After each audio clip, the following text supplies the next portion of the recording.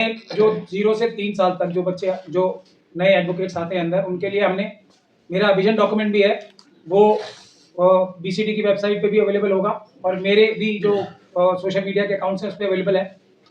Youngsters के लिए पहले 3 साल तक हम एक बहुत ही सम्मानजनक, जिससे वो अपनी जिंदगी अच्छे से गुजार सकें, पहले 3 साल तक उतना स्टाइपेंड देने का हमने प्लान किया है, प्रॉमिस किया है।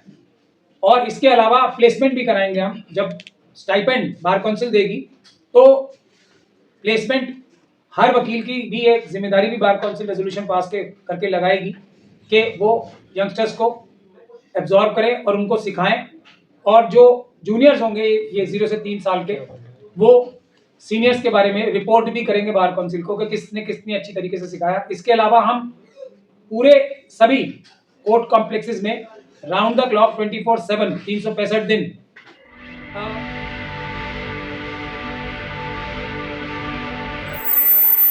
सर, सवाल है कि इतने प्रत्याशी हैं, लोग आपको क्यों चुनेंगे? क्या खासियत है आप में? देखिए, खासियत तो लोगों को अपने आप चेक करनी चाहिए, किसी का भी वादा नहीं जबान से मानना चाहिए। अगर मैंने जैसे कहा था, क्राइटेरिया बताए थे, अगर मेरी 221 कैंडिडेट है, उनमें सबसे ज्यादा सुप्रीम कोर्ट और देश के सारे हाई कोर्ट्स और देश के सारे डिस्ट्रिक्ट कोर्ट्स में अलग अलग टॉपिक्स पे सबसे ज्यादा जजमेंट्स हो, तब मुझे फर्स्ट प्रेफरेंस का वोट देना चाहिए। इसके अलावा अगर लोगों को ऐसा लगता है, वोटर्स को मेरे, कि रीढ़ की हड्डी मैंने दिखाई है, देश में बड़े बड़े जो आंदोलन हुए हैं उनमें अगर रीढ़ की हड्डी भी 221 कैंडिडेट्स में मेरी ज्यादा नजर आती है, तब मुझे फर्स्ट प्रेफरेंस का वोट दें। वॉक द टॉक, यानी कि जो मैंने बोला उसको अमल करने के लिए अगर मैंने सबसे ज्यादा एफर्ट किए हैं, तभी मुझे फर्स्ट प्रेफरेंस वोट दें, ये मेरी गुजारिश है।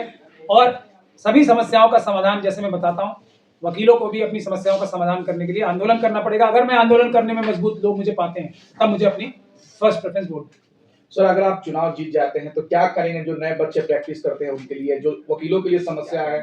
देखिए, नए जो 0 से 3 साल तक जो बच्चे जो नए एडवोकेट्स आते हैं अंदर, उनके लिए हमने मेरा विजन डॉक्यूमेंट भी है, वो बीसीडी की वेबसाइट पे भी अवेलेबल होगा और मेरे भी जो सोशल मीडिया के अकाउंट्स हैं उस पर अवेलेबल है। यंगस्टर्स के लिए पहले 3 साल तक हम एक बहुत ही सम्मानजनक, जिससे वो अपनी जिंदगी अच्छे से गुजार सकें, पहले 3 साल तक उतना स्टाइपेंड देने का हमने प्लान किया है, प्रॉमिस किया है। और इसके अलावा प्लेसमेंट भी कराएंगे हम। जब स्टाइपेंड बार काउंसिल देगी तो प्लेसमेंट हर वकील की भी एक जिम्मेदारी भी बार काउंसिल रेजोल्यूशन पास करके लगाएगी कि वो यंगस्टर्स को एब्जॉर्ब करें और उनको सिखाएं, और जो जूनियर्स होंगे ये 0 से 3 साल के, वो सीनियर्स के बारे में रिपोर्ट भी करेंगे बार काउंसिल को कि किसने कितनी अच्छी तरीके से सिखाया। इसके अलावा हम पूरे सभी कोर्ट कॉम्प्लेक्सेस में राउंड द क्लॉक 24/7 365 दिन एक state of the art work station sufficient numbers में बनवाने की भी प्रॉमिस किया है मैंने, और ये सभी वकीलों के लिए उपलब्ध होगा। इसमें क्यूबिकल्स भी होंगे और इसमें लॉकर्स भी होंगे, ये है। उसके अलावा हम यंगस्टर्स को ये भी जिम्मेदारी देंगे कि वो बड़े जितने माहिर हैं, एक्सपर्ट्स हैं, लॉयर सीनियर, उनसे सीखने का भी ऑफलाइन और ऑनलाइन सबकी भी जिम्मेदारी लगाई जाएगी कि वो आके यंग बच्चों को ट्रेनिंग भी दे और उनके सवाल जवाबों का भी आंसर दें, एक्सपर्ट जिस भी फील्ड में जो एक्सपर्ट होंगे। इसके अलावा ये नए बच्चों को ये भी जिम्मेदारी दी जाएगी कि वो अपने आसपास जाके सबको संविधान और बेसिक कानून सब आम जनता को भी सिखाएं, उससे उनका अपना भी रिवीजन होगा और उनको आम जनता में घुल मिल के अपना एक तरीके से क्लाइंटेल भी बनाने में मदद मिलेगी। ये हमारा प्लान यंगस्टर्स के बारे में। उसी तरीके से जो 65 साल की उम्र को क्रॉस कर जाते हैं और वो चाहते हैं कि वो रिटायरमेंट लें, तो उनको हम पेंशन का भी प्रोविजन। दिल्ली हाई कोर्ट में बड़ा प्रिविलेज कल्चर या कह ले वीआईपी कल्चर है। जो सीनियर वकील हैं उनके एक फिक्स्ड स्पेसेस होते हैं, इवन कैंटीन्स में वो अपनी सीट्स रिजर्व करके रखते हैं। और हमने खुद ऑब्जर्व किया है कि जो जूनियर लॉयर्स हैं जिनका अनुभव कम है, वो साइड में खड़े होते हैं। मतलब एक तरीके का कास्टिज्म भी उसको कहा जाता है, क्लासिज्म कहा जाता है। उस क्लासिज्म को खत्म करने के लिए आप क्या कर सकते हैं? देखिए, मैं तो खुद अपने एग्जांपल से ही बोलता हूँ। मैंने इसलिए कभी सीनियर गाउन लेने के लिए अप्लाई नहीं किया, क्योंकि ये मुझे लगता है आर्टिकल 14 का वायलेशन है। दूसरा ये कि हम और स्पेसेस बढ़ाएंगे। देखिए, जस्टिस डिलीवरी सिस्टम इतना अहम है, इंपॉर्टेंट है किसी भी सोसाइटी के लिए, उस पर अभी इतना बजट खर्च नहीं होता। इसीलिए सोसाइटी में जो कुछ अगर वो एक तरीके से डिसकंटेंट फैलता है, तो उसकी एक बड़ी वजह यह है कि हमारा जस्टिस डिलीवरी सिस्टम बहुत स्लो है। तो अगर जस्टिस डिलीवरी सिस्टम को स्पीड से कराना है तो लोग ज़्यादा खुशहाल भी होंगे।